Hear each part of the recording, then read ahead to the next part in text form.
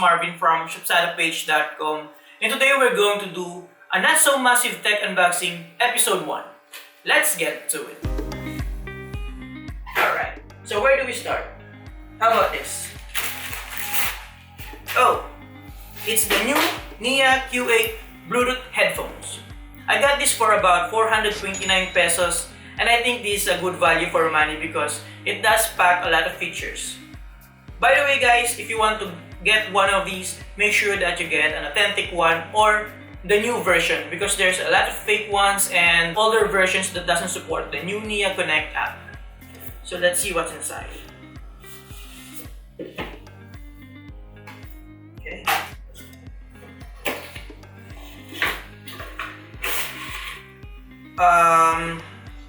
I think I ordered a black and white, but I got a gray and white here. I'm not gonna complain. It actually looks good, I'm not gonna lie. We have here the manual. It comes with a micro USB cable for charging. So, what we have here is a Bluetooth headphones with a lot of features like it comes with TF card reader, Bluetooth, FM radio, and just in case it ran out of battery, you can still use it using the 3.5mm jack, but I think there's no cable included on this one. By the way, I'm going to make a dedicated review for this. If you're interested, just subscribe and watch out. Alright? Next one is this.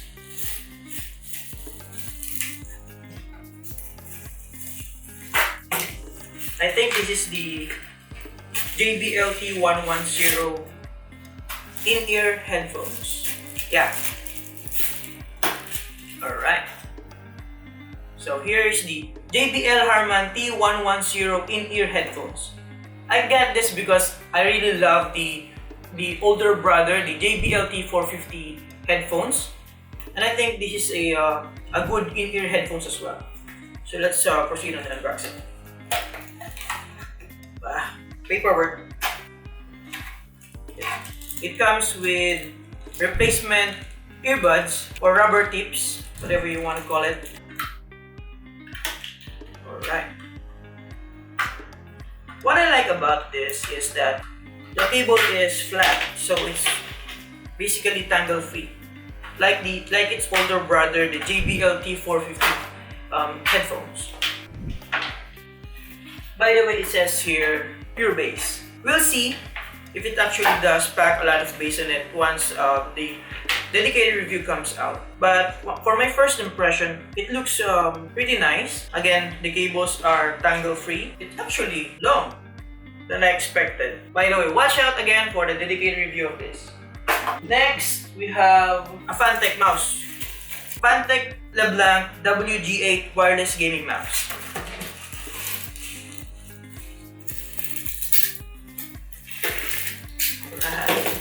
Uh-oh. I think I cut the box. There we go.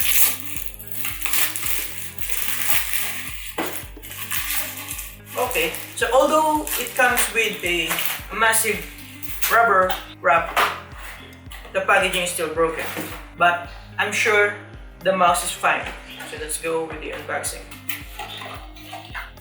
By the way, the reason why I got this mouse is because I cannot find any reviews about it on the internet, and I'm curious if it's actually any good.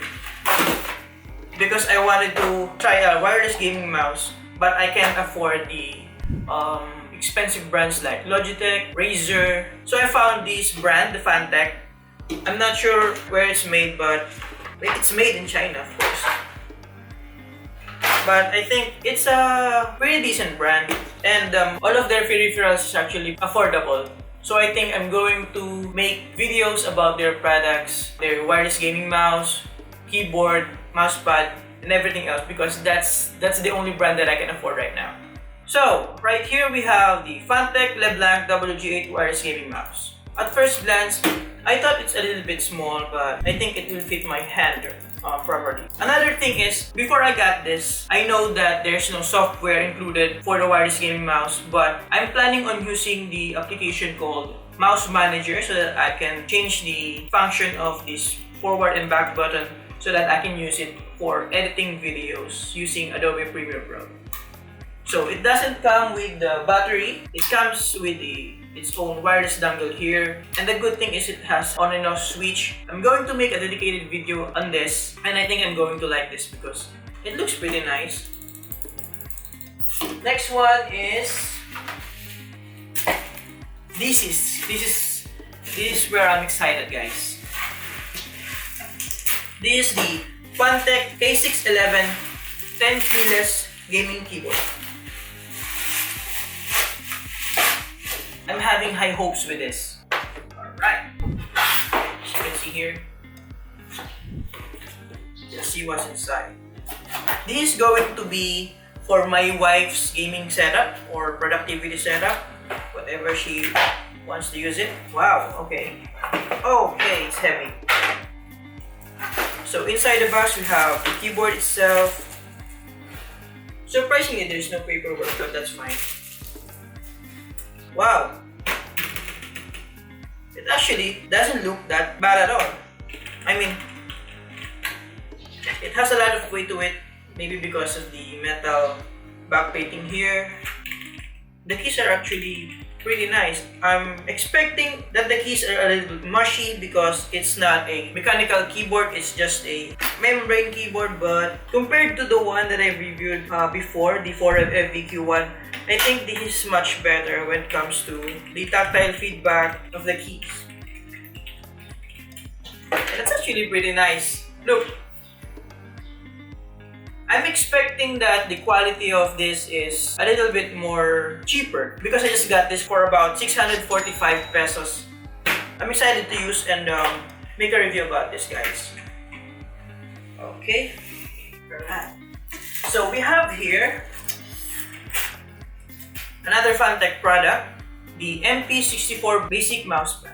Now, I forgot to check the dimensions of this before I actually ordered it.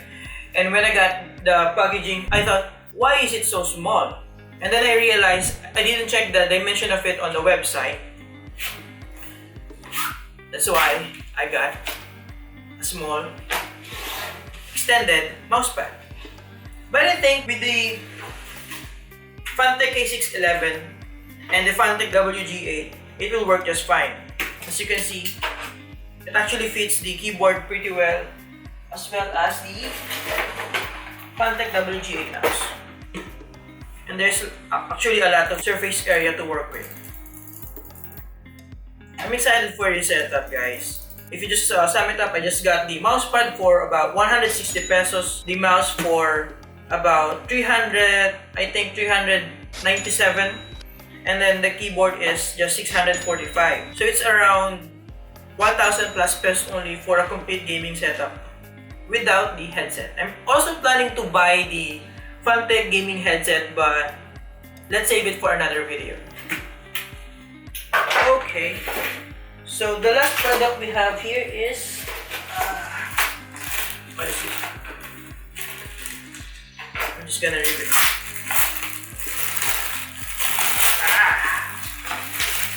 Oh, okay. This is actually the cheapest RGB LED strip that I can find on Lazada. Because I'm cheap. Alright.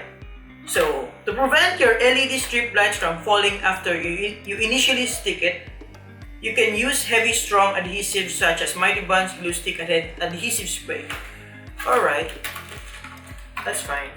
Oops.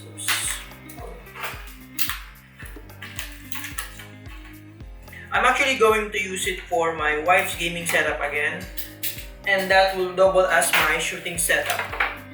So what I have here is a 3528, if I'm not mistaken, a 3528 LED strip. The LED on this are red, blue, and green, and it just mixes up the colors to form other colors. It comes with its own remote, a receiver, and a power adapter. Now, on the reviews of this product, there's a lot of feedback about this power adapter.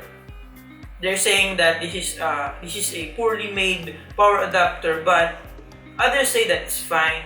But for me, I'm just going to test it out if it will last for this LED strip. Otherwise, I'm going to buy a separate power adapter. I'm going to let you guys know if ever I encounter a problem with this. But for now, it's the cheapest and I'm not going to use it 24/7. So I think this will work out just fine. Alright guys, that's it for the first episode of my not so massive tech unboxing video. I'm sorry again if this video is a little bit cringy, my English is not the best, but that's what it is. Alright, so make sure to check the full article link on the description. I'm also going to make, again, separate reviews for these products. And by the way, if you want to get any of these products, I'm going to put link on the description to the exact shop that I got this product so that you will have the same product that I got. That makes sense? Alright. Thank you again. Subscribe if you like this and see you next time. Thank you. Have a great day. New Nia Q8 app, which is the new Nia Connect.